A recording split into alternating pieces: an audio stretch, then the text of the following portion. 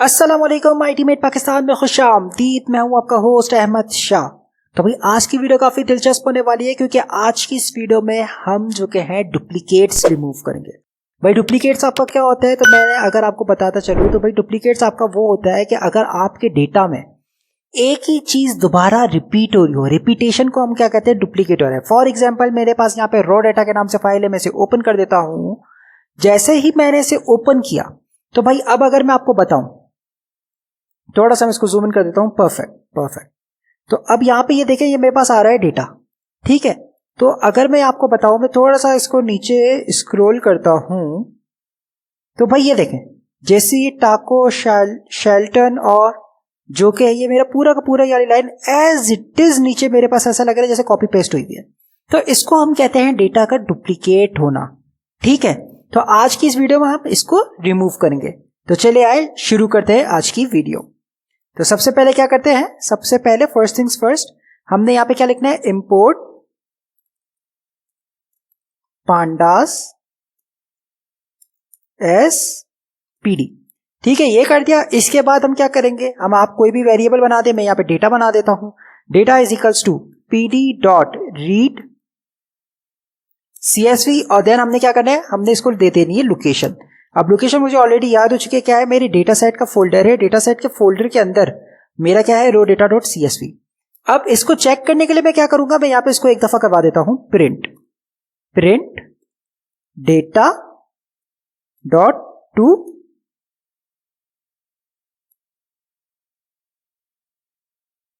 String. Perfect, ये कर दिया मैंने। इसको करने के बाद मैं कर देता हूं इसको रन।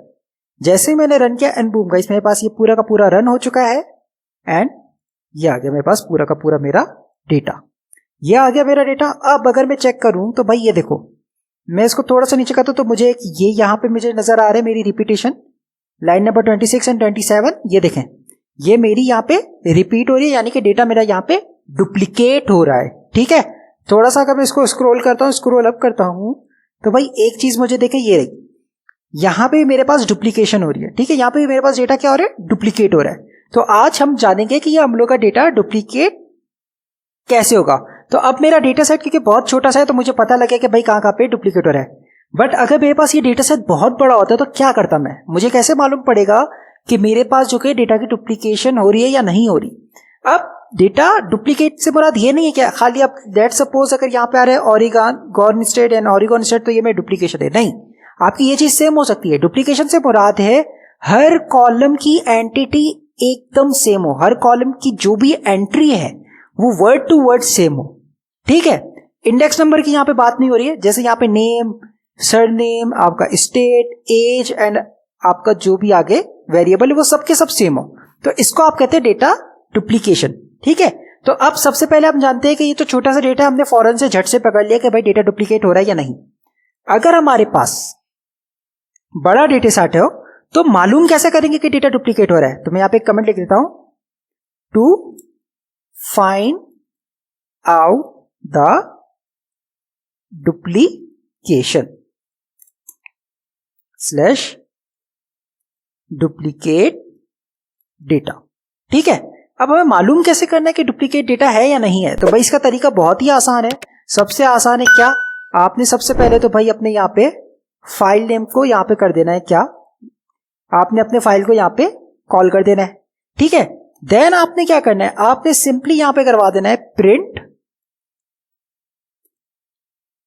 क्या करवा देना है, डेटा डॉट डुप्लीकेटेड, ठीक है। Data dot duplicated and that parenthesis, that's it.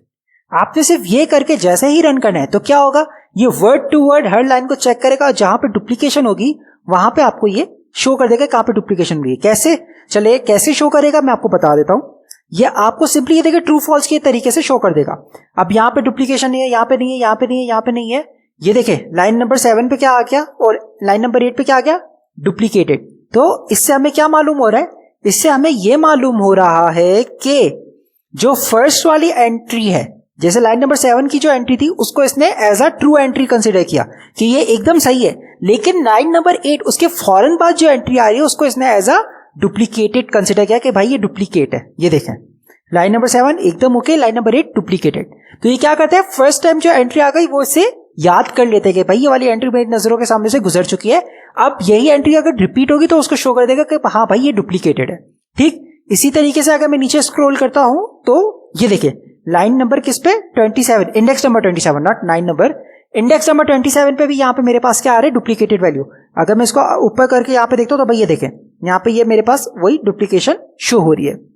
तो भाई हमने ये तो मालूम कर लिया कि आप मालूम कैसे करेंगे कि आपके डेटा में डुप्लीकेट वैल्यूज है या नहीं है। ठीक है, अब मालूम कर लिया है तो भाई जब मालूम कर लिया तो आप उसको क्या करेंगे, सिंपल है, आप कहेंगे कि भाई ये मैंने डुप्लीकेट वैल्यूज हटा के एनालाइज करना है ताकि आपके एनालाइज करने में कोई इश्यू ना हो, आप एक ही डेटा को बार बार एनालाइज ना करें। ठीक, तो अब हम क्या करते हैं, हमने सिंपली रिमूव करने डुप्लीकेट।